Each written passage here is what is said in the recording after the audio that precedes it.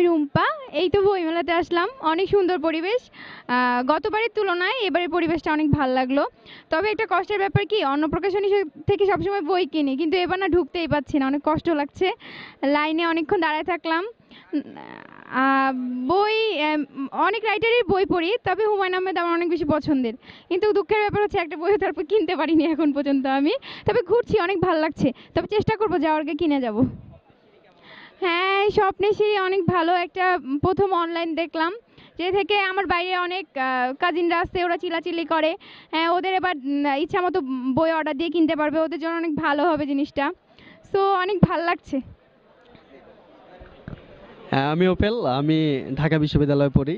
তো এদিকে আসছি আজকে বইমেলায়, আর খুব ভালো লাগছে যে পরিবেশটা, আর বিশেষ করে স্বপ্নের সিঁড়ি তাদের যে আয়োজন, তাদের এই আয়োজনের মাধ্যমে তাদের বিভিন্ন দোকানের বইগুলো বা বিভিন্ন প্রকাশনের যে বইগুলো সম্পর্কে তাদের যে আপডেটস, যেটার মাধ্যমে বাইরের ক্রেতারাও কিনতে পারছে, সেই জিনিসটা আমার কাছে অনেক ভালো লেগেছে।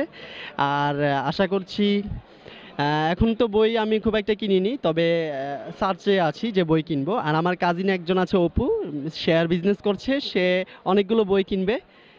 তো আশা করছি আর ভালো লাগবে আর কি, সেটাই আর কি। তানজিলা। ভালো। না, দেখি ভালো লাগলে কিনবো।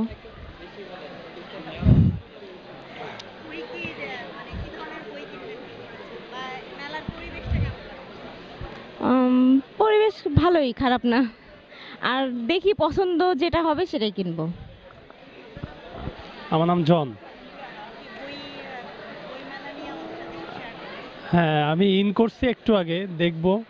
দেখে না, এখনো কিনিনি, এই তো আধা ঘন্টা। আমার নাম মাহাতাব। যে বইমেলা, হ্যাঁ, হ্যাঁ একসাথে আমরা। হ্যাঁ, ঘুরে দেখছি এর আগে, মানে এর আগে লালবতী, তারপরে আপনার যে হুমায়ুন আহমেদের ওইগুলো এখনো দেখা হয়নি। আর আপনার ওনার স্টাইলেতে একটু ভিড় বেশি থাকে।